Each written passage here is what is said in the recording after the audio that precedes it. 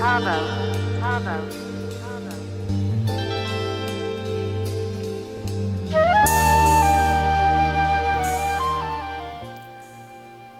Hello, and welcome to another Aircode 429 tooling video. Today we'll be talking about web fingerprints. What is a web fingerprint? What's your web fingerprint? And some of the tools and techniques that you can use to obfuscate your specific fingerprint and how to become more anonymous on the web. So firstly, what is a web fingerprint? So it's sort of like your unique identifier on the web. Just like we have biometric fingerprints, we have retinal scans, we have certain physical characteristics about us that make you, you. So someone can recognize you by your voice, by the way you look, by your hair, by how tall you are. These same techniques are applied. So companies, websites, ad servers, other internet entities can know specifically who you are on the web. So there's a feature within the Aircode 429 tool. It is the whoareu button. This is in the top right. If you click on that, you get your web fingerprint. So it says the domain in which you're accessing Aircode 429, which is just the EC 429 domain. It'll list your IP address, your location, where that is in the United States, so your postal code, and it's in the US, and it'll give you the fingerprint of your machine.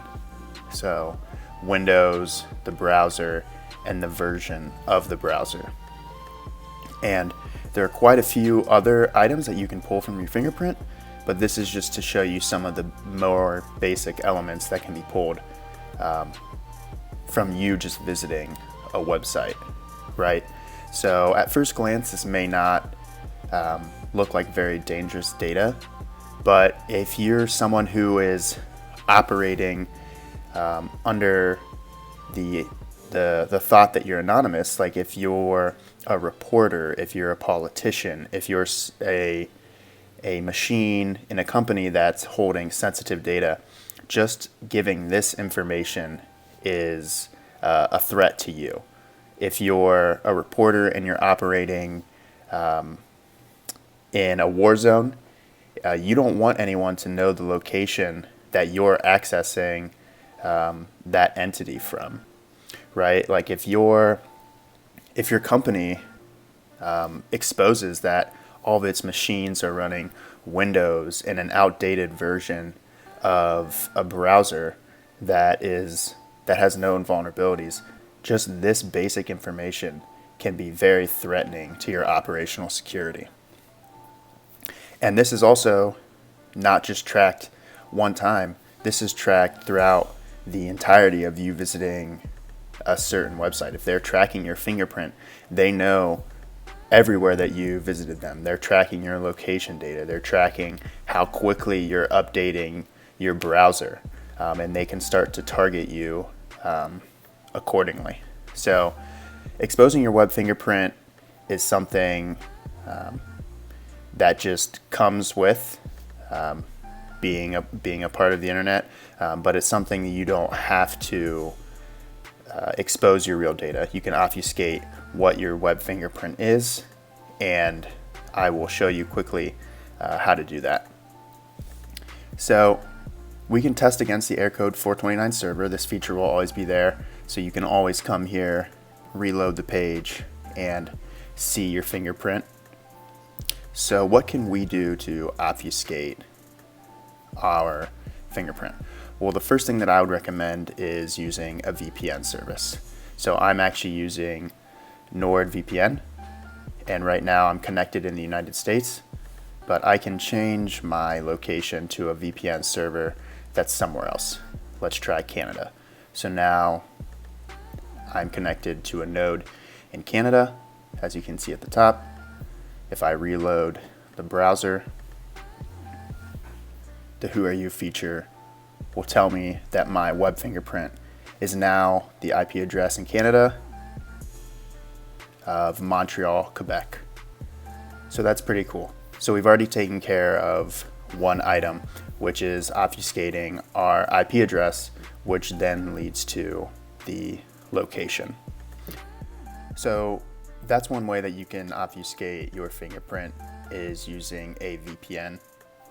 And another way that you can obfuscate your specific machine, browser, and the version is through modifying something called the user agent.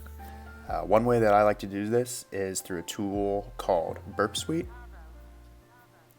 Burp Suite is a web proxy tool that can be used to modify requests in between your browser and the actual responding site. So within the actual proxy itself, we can do something where we modify our user agent. So within the proxy settings under options, we can write a rule to do a match and replace on our user agent to emulate a different device. So at the moment, I've got my device to be set up as Windows using Chrome, which, as you can see, I'm on a Mac using Firefox, and I've obfuscated it to be Windows and Chrome. We can make this to be anything you want. We can change this to be Internet Explorer, iOS, Android, or create our own custom user agent. As you can see here, we're using regex to replace anything in the header with user agent and replacing it with our own user agent. So this can just be changed to anything you'd like. So let's test it out again. I've now changed it to Windows using MSIE. So we'll give this a refresh.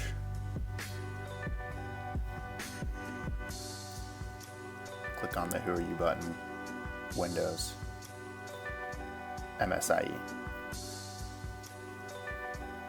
And then just to give a little bit more data on that, if we go to the browser, we refresh the page, come back to our proxying tool, we can see the user agent here is sent within the actual header parameters. So that's all we're doing. We're looking for the user agent value and we're changing it right here. Right. So we'll go ahead and forward this along. That reloads the page. And we now have the new obfuscated. Still have the interceptor on. Turn that off. And now we've completely obfuscated the web fingerprint, at least that EC429 sees. So those are two of the tools that I like to use to obfuscate my web fingerprint, and feel free to use this whoareu feature in EC429. It'll always be there. It's a good way to test what's your IP address and what is your user agent saying, and it's a good way to be able to determine if your web fingerprint is telling the truth about who you are, or if you've configured it correctly to obfuscate about who you are. And I can go into more details about these tools, how they're installed, configured, how the actual technology works in another video. If you'd like, leave a comment in the section below. Give me a like if you like this video, and subscribe if you'd like to see more videos. Signing out.